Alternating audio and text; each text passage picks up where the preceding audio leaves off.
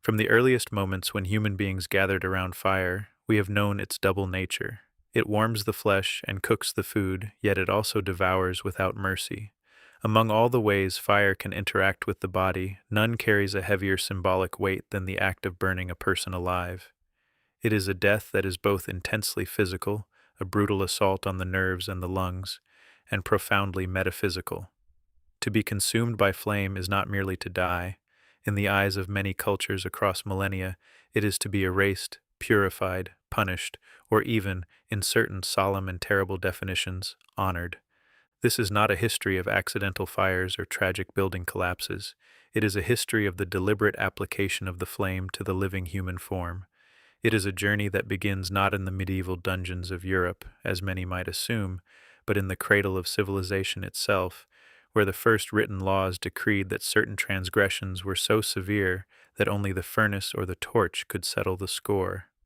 To understand this history is to understand something uncomfortable about our species, our long-standing belief that fire is the only language loud enough for the gods, or the law, to hear.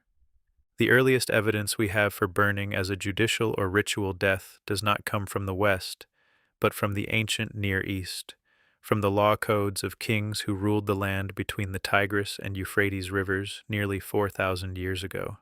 The most famous of these is the Code of Hammurabi, inscribed on a towering black stone stele in Babylon around 1754 BCE. While Hammurabi is most often remembered for his principle of an eye for an eye, his laws regarding fire are far more specific and chilling. There is no ambiguity in Law 25. If fire broke out in a man's house, and a man who went to extinguish it cast his eye upon the goods of the owner of the house, and took the goods of the owner of the house, that man shall be thrown into that fire. It is a punishment of perfect poetic symmetry. He sought to profit from the blaze shall profit from his flesh. Even more telling is Law 110, which states that if a sister of a god, a woman who served in the temple, had taken vows of chastity and lived apart from ordinary society, opened a tavern, or entered one to drink, then shall this woman be burned to death. To the modern reader, this seems bafflingly disproportionate. What was so terrible about a nun having a drink? But in ancient Babylon, the sister of a god was a consecrated woman. Her body and her behavior belonged to the temple. A tavern was a place of commerce, gossip, and often prostitution. For her to enter that space was to blur the sacred and the profane, to risk introducing the chaos of the street into the purity of the divine household. Fire, in this context, was the only remedy capable of cleansing that kind of ritual pollution. What is striking about this ancient Mesopotamian precedent is the dreadful logic behind it. For a people whose spiritual existence depended entirely on the care of their bones and the offerings of their descendants, being reduced to anonymous ash was the ultimate destruction of the self. Fire did not just end a life, it ended a soul's place in the memory of the world. Moving from the law courts of Babylon to the grand palaces of the Neo-Assyrian Empire, we find a different, even more horrifying application of the flame.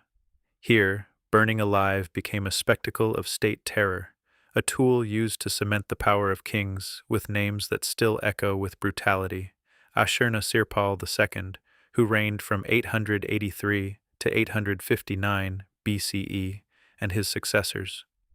The Assyrians were masters of psychological warfare, and they documented their atrocities in meticulous detail on palace wall reliefs and clay cylinders, not out of shame, but out of pride. In the 9th century BCE, Ashurnasirpal II boasted of his treatment of rebels in the city of Tela. The king's own words, inscribed for eternity, describe a chilling scene. Rebels were flayed alive, their skins draped over pillars. Others were impaled on stakes around the city walls. And then, with a specificity that removes any doubt, the king declares that their young men and maidens I burned in the fire. The language is not metaphorical.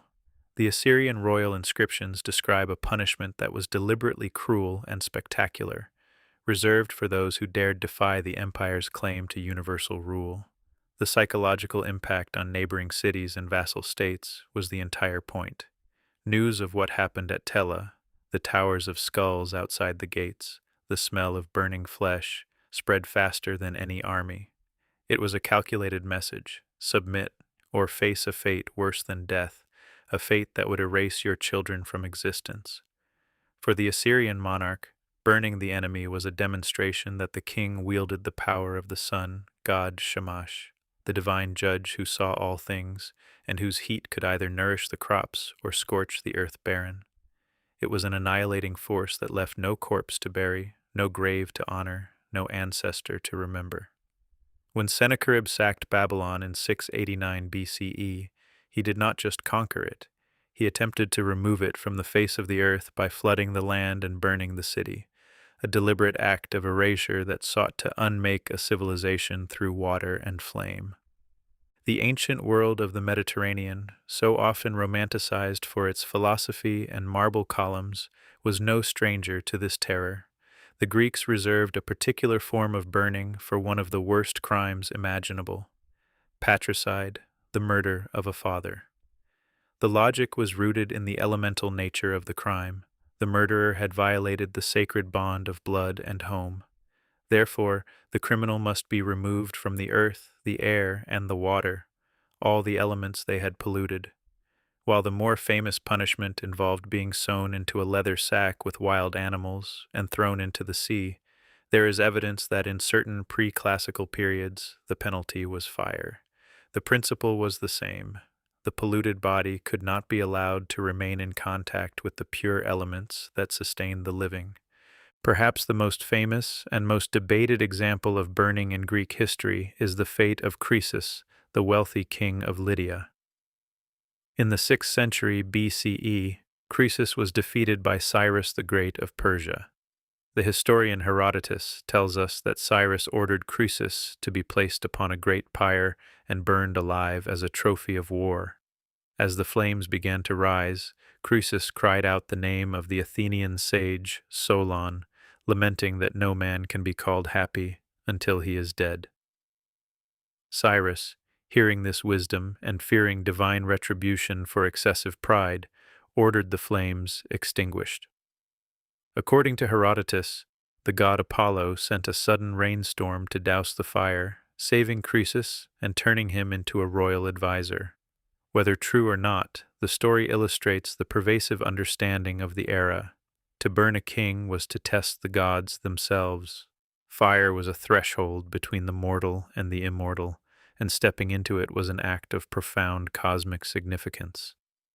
As we move from the pagan empires to the rise of Rome, we find fire encoded into the most severe laws of the state. The Romans, practical and severe, had a specific terrible punishment for a crime they considered an existential threat to urban life: arson. The 12 Tables, Rome's earliest code of law dating from the mid-5th century BCE, explicitly mandated that anyone who willfully set fire to a building or a stack of grain near a house should be bound, scourged, and burnt to death. The punishment mirrored the crime exactly, a legal symmetry that the Romans found deeply satisfying. But the most notorious use of fire in Roman history is, of course, the treatment of the early Christians under Emperor Nero. In July of 64 CE, a great fire swept through Rome, destroying vast swaths of the city. Of the 14 districts of Rome, 3 were reduced to smoldering ruins, and 7 more were left with only a handful of scorched buildings. Only 4 escaped entirely undamaged. Rumors swirled that Nero himself had started the fire to clear land for his lavish new palace, the Domus Aurea. To deflect blame, Nero needed a scapegoat, and he found one in the strange new sect from Judea, the Christians. The Roman historian Tacitus, writing about 50 years later in his Annals, provides the definitive account. He notes that Nero had the accused Christians arrested and then subjected them to deaths that were meant to be both a punishment and a twisted form of public entertainment. Tacitus writes that the condemned were covered in the skins of wild beasts and torn apart by dogs, or they were nailed to crosses, and when daylight faded, they were set aflame to serve as human torches to illuminate the night. The historian's words are precise and devastating. They were burned to serve as a nightly illumination when daylight had expired. Nero offered his own gardens for the spectacle and mingled with the crowd, dressed as a charioteer. The image is haunting. Human beings, coated in pitch or flammable wax, tied to stakes, their burning bodies casting flickering light on the emperor's chariot races and garden parties. It was the ultimate perversion of the public good. Fire, which normally provided light and warmth for the city, was now provided by the burning fat and flesh of human outcasts. Even Tacitus, who had no sympathy for Christians, whom he called a mischievous superstition, felt a pang of pity. He wrote that there arose a feeling of compassion, as it was not for the public good, but to glut one man's cruelty, that they were being destroyed. This event, more than any other in antiquity, seared the act of burning alive into the consciousness of Western civilization. It became the archetype of martyrdom, a death of such suffering and public spectacle, that it transformed a small Jewish sect into a faith defined, in part, by the memory of the flame. Despite this trauma, or perhaps because of it, as Christianity rose from the catacombs to the throne of the Caesars, the flame did not vanish. It simply changed hands. The Middle Ages in Europe witnessed the most systematic and widespread application of burning alive in human history, now wielded by the Church and the Crown against heretics, witches, and those deemed sexually deviant. The legal justification shifted from Roman arson laws to biblical precedent. The Gospel of John was quoted endlessly. "If a man abide not in me, he is cast forth as a branch, and is withered, and men gather them, and cast them into the fire, and they are burned." The Cathars of southern France were among the first to feel this new, sacred fire on a massive scale.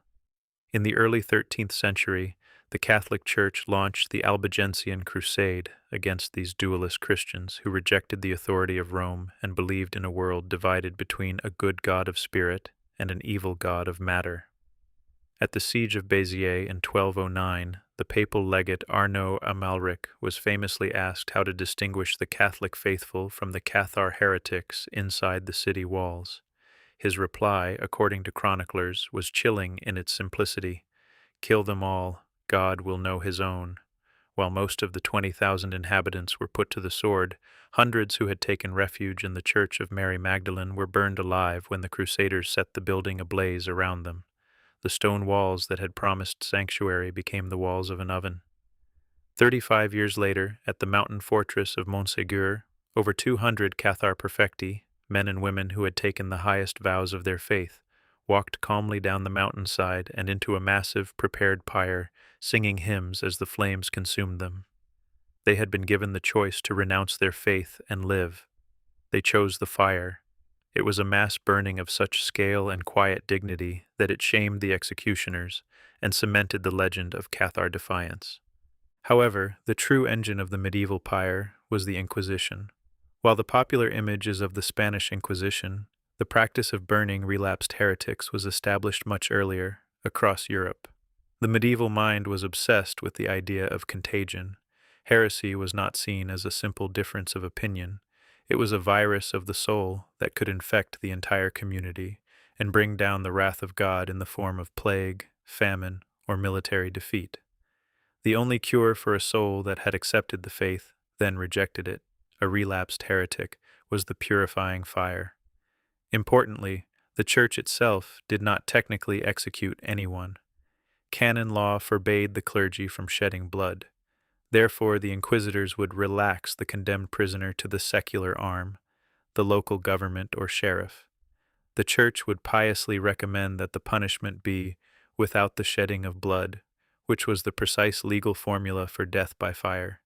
It was a bureaucratic sleight of hand that allowed the Church to maintain its spiritual purity while consigning thousands to a horrific death. This is how Joan of Arc died. She was not burned for being a witch. She was burned for heresy, specifically for wearing men's clothing and claiming direct revelation from God that bypassed the authority of the Church. In the marketplace of Rouen on May 30th, 1431, the 19-year-old peasant girl was tied to a tall plaster stake so high that the executioner could not reach her to strangle her mercifully before the flames took hold. Eyewitnesses described how she asked for a crucifix to be held before her eyes as the fire was lit. She cried out the name of Jesus until the smoke and heat silenced her. The English, who had orchestrated her trial to delegitimize the French king she had crowned, made sure her body was burned twice more, reducing her heart and viscera to ash, which was then scattered in the Seine River. The goal was exactly what it had been in Babylon: total obliteration. They did not want her bones to become relics. They did not want pilgrims to visit her grave. They wanted her to cease to exist in the memory of the earth. The other great category of the burning stake was witchcraft. While the European witch craze is a complex phenomenon spanning centuries, its most feverish pitch occurred between 1550 and 1650 during the Reformation and the religious wars that tore the continent apart. The intellectual framework for burning witches came from a notorious 15th century text called the Malleus Maleficarum, or the Hammer of Witches. This book, written by two Dominican inquisitors, argued that witches, predominantly women, made a formal pact with the devil and had carnal relations with demons. Because this crime was a combination of heresy and a sexual crime against nature, fire was deemed the only suitable remedy. It purified the corrupted flesh. In the Germanic lands, Scotland, Switzerland, and parts of France, tens of thousands of people, the vast majority of them women, often elderly, poor, or socially marginalized, were led to the stake. In many jurisdictions, there was a small mercy.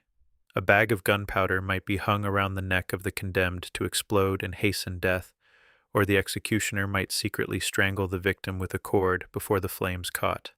But this was not always the case. When the wood was green or the wind blew the smoke away, the death was agonizingly slow. The victim would endure the roasting of the skin and the boiling of the blood before succumbing to smoke inhalation or heat stroke. The executioners often piled straw and small kindling at the feet, so the victim was forced to watch the fire crawl upward, inch by inch, as the crowd watched, sometimes numbering in the thousands, with vendors selling food and drink as if at a festival. The spectacle was meant to terrify. It was a theater of damnation, showing the community what awaited them if they strayed from orthodoxy or if the midwife's herbal potion went wrong. The flames of the witch hunts eventually died down as the Enlightenment dawned and legal systems became more secular and rational. Yet the legal use of burning alive persisted in the statutes of Europe for crimes beyond heresy. In England, under the Treason Act, women convicted of high treason or petty treason, which included a wife murdering her husband or a servant murdering their master, were sentenced to be burned at the stake. The English considered hanging and drawing, which involved public disembowelment, too indecent a spectacle for the female body. Burning, with the victim fully clothed in a gown that would not fall away, was considered more modest. It was a strange and terrible chivalry. The last woman executed in this manner in England was Catherine Hayes in 1726. She had conspired with two lodgers, men with whom she was criminally intimate, to murder her abusive husband, a carpenter named John Hayes. The details of the crime were gruesome. They got him drunk, killed him with an axe, and dismembered his body. Catherine was said to have held the candle while the dismemberment took place. The pieces of the body were scattered across London. The head, however, was thrown into the Thames, where it was soon discovered lying on a sandbank near the horse ferry at Westminster. It was publicly displayed in the churchyard of St. Margaret's, and the murdered man was thus identified. At her trial, Catherine Hayes was convicted of petty treason, for a wife killing her husband was legally the murder of a superior, a betrayal of the natural and social order. Her execution at Tyburn on May 9, 1726, was a horror that even the jaded crowds of London found sickening. She was tied to the stake with a halter around her neck. The executioner, a man named Arnett, was meant to strangle her quickly before the flames took hold, but the fire burned through the rope, leaving her alive and conscious as the flames reached her body. She was seen trying to push away the burning wood with her free hands. She reportedly gave 3 dreadful shrieks before the fierce fire engulfed her. Finally, a piece of wood was thrown at her head, dashing out her brains and ending her suffering. The London Journal reported that the crowds watched in stunned horror. The public revulsion at this botched execution, the smell, the screams, the sight of a woman fighting the fire, contributed to a change in the law. By the end of the 18th century, women convicted of treason were hanged like men. The spectacle of burning had become too much even for an age accustomed to public executions. We cannot leave this history without venturing to the Indian subcontinent, where fire took on an entirely different meaning in the practice of sati, also spelled suti. This was not a punishment for crime, but a prescribed and at times coerced act of devotion. The term refers to a Hindu widow who would immolate herself on her husband's funeral pyre. The origins of this practice are ancient and complex, debated by scholars for generations.